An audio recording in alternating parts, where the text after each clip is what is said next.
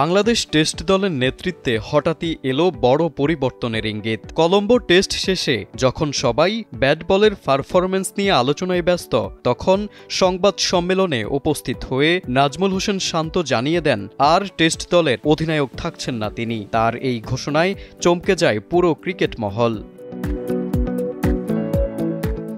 শান্ত বলেন, তিনি ৩ ফরম্যাটে ৩ অধিনায়কের ধারণায় বিশ্বাসী নন, অথচ সদ্য শেষ হওয়া ওয়ানডে সিরিজে তাকে না জানিয়েই নেতৃত্ব ভার দেওয়া হয় মেহেদী হাসান মিরাজকে। সেটাই অনেকের কাছে স্পষ্ট বার্তা, বিসিবি ৩ ফরম্যাটে ৩ নেতার দিকে এগোচ্ছে। শান্তর অধিনায়কত্ব ছাড়ার সিদ্ধান্ত তাই শুধু ব্যক্তিগত নয়, বরং একরকম প্রতিবাদ হিসেবেই দেখা হচ্ছে।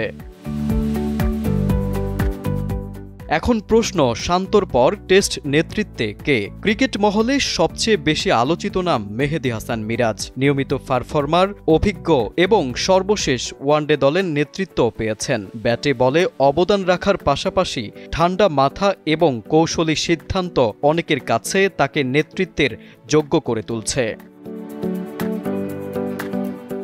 তবে তালিকা থেকে বাদ পড়ে যাচ্ছেন না লিটন দাস। যদিও ওয়ানডেতে তার পারফরম্যান্স ওঠানামা করছে, টেস্টে এখনও তিনি নির্ভরযোগ্য ব্যাটার। তার অভিজ্ঞতা, নেতৃত্বের অভ্যাস এবং মাঠে চাপ সামলানোর দক্ষতা টেস্ট অধিনায়ক হিসেবে তাকে বড় প্রতিদ্বন্দ্বী বানাচ্ছে।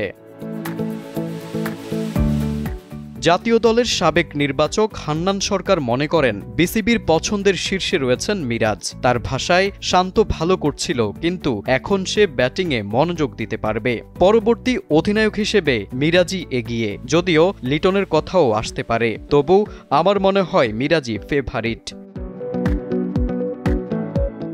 শুধু একজন নতুন নাম নয়, বরং টেস্ট নেতৃত্বে এই পরিবর্তন হতে পারে বাংলাদেশের ক্রিকেট কৌশলে এক নতুন অধ্যায়ের সূচনা। নতুন অধিনায়ক শুধু মাঠে নয়, দলের মনোবল, পরিকল্পনা ও ভবিষ্যৎ পথ নির্দেশেও বড় ভূমিকা রাখবেন। এখন দেখার বিষয়, বিসিবি কাকে বেছে নেয় আর সেই নেতা দেশের সাদা পোশাকের ক্রিকেটকে কতটা এগিয়ে নিয়ে যেতে পারেন।